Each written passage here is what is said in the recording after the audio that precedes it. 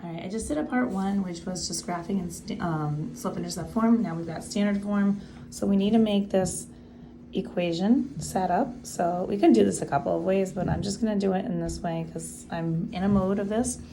Slope-intercept form, y equals mx plus b. I'm gonna subtract 5x on both sides. It's gonna get me my slope-intercept form. Y equals, in this case, negative 5x, and then that's a plus 4. So now that line is ready to graph. We're gonna go up to a positive 4 on the y-axis. That's my y-intercept. And then we're gonna take this negative 5, place it over 1 since it's not a fraction, and we're gonna graph other points. So 1, 2, 3, 4, 5 in the negative, and then 1 is gonna be positive, so it looks like that. We can keep doing that. 1, 2, 3, 4 will be off the graph. There's 5. This would be 1 over. And then you connect these, all three of these points with a straight ruler, please. So you want to do that. That's why it's a good thing to put the points here, because this will help keep track of where you're going.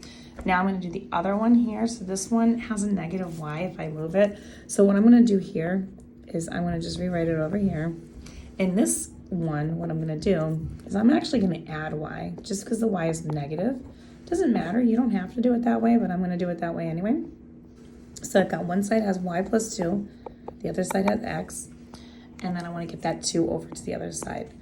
So either way, I would have taken 2 steps, but you're going to end up with y is equal to a positive x minus 2, and now you're in slope-intercept form, ready to start graphing. So we are going to start with that minus 2, so we're going to go down here to negative 2, graph on that y-axis. And now there is no number here, so when there is no number and there's no fraction, the number that there is always 1 if there's no number. And if you're putting it in fraction form, you're going to put it over 1. So we're going to go up 1, over 1, and we hit the point right here. So first shot, we got it. So we're going to connect those 2 points. There's our graph.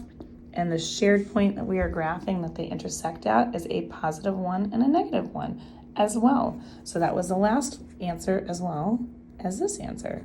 So our answer for this is that they do intersect at 1, negative 1, and that is how you do standard form with graphing. If you want more questions like this, you can find them on my YouTube channel, You Want Algebra. Check them out under the Systems of Equations section.